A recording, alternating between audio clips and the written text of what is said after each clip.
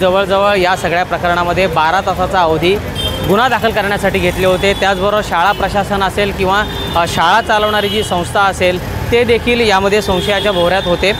आज या प्रकरणी आरोपीला अटक केल्यानंतर कल्याणच्या न्यायालयात आणण्यात आलं होतं आणि न्यायालयामध्ये पोलिसांनी त्याचबरोबर वकिलांनी युक्तिवाद केला होता।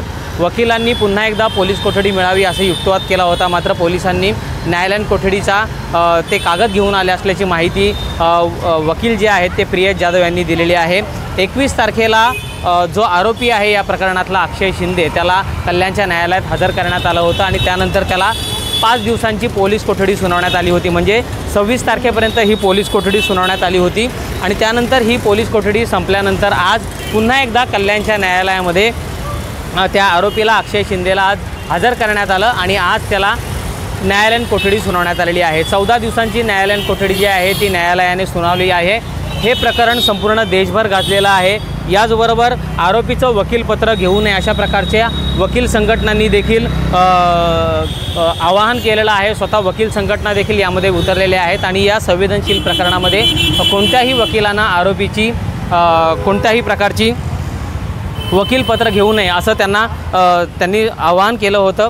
आज आरोपीला कोर्टामध्ये हजर करण्यात आलं होतं। मोठा पोलीस बंदोबस्त कोर्टामध्ये होता आणि या सगळ्या पोलीस बंदोबस्तात आरोपीला हजर करण्यात आलं होतं।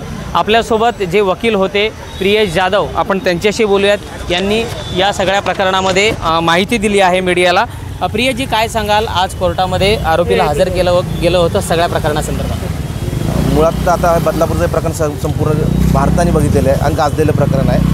यामध्ये आज आरोपीला प्रोड्यूस केलं होतं आणि पोलिसांनी न्यायालयीन कोठडी मागितली होती MCRनुसार, परंतु त्यामध्ये आम्हाला मूळ फिर्यादीतर्फे आम्ही हजर झालो होतो। यामध्ये सेक्शन 6 आणि सेक्शन 21 ॲड ऑन नव्हता केलेला, आम्ही त्यासाठीच हजर झालो होतो, पण तो सेक्शन 6 ॲड केलेला आहे यावेळी।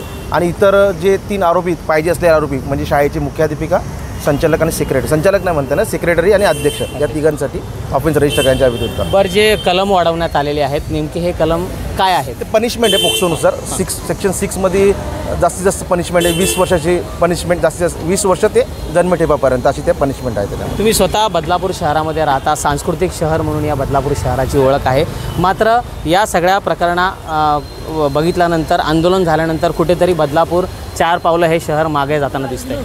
नाही, प्रकरण 4 पावलं मागं जातं असं म्हणता येणार नाही, कारण हा विषय अतिशय सेन्सिटिव्ह होता आणि हे ज्यावेळी डिले झाला FIR पोलिसांकडून प्रशासनाकडून डिले झाला, त्याच्यामुळे हा उद्रेक झालेला आहे। सामान्य जनता यात उतरली होती आणि हा उद्रेकाचा तुम्ही स्वतः वकील संघटना असेल, आरोपीचं वकीलपत्र घेऊ नये असं उल्हासनगर न्यायालयातील वकील असतील किंवा तुम्ही स्वतः असतील आवाहन केलेलं आहे, काय सांगाल याबद्दल? आम्ही सर्व वकील संघटनेने ठरवलं होतं की कोणी त्या आरोपीचं वकीलपत्र घ्यायचं नाही, त्यानुसार कोणी घेतलं नाही आहे, त्यामुळे आज पण त्यांच्या बाजूने कोणी वकील आले नव्हते।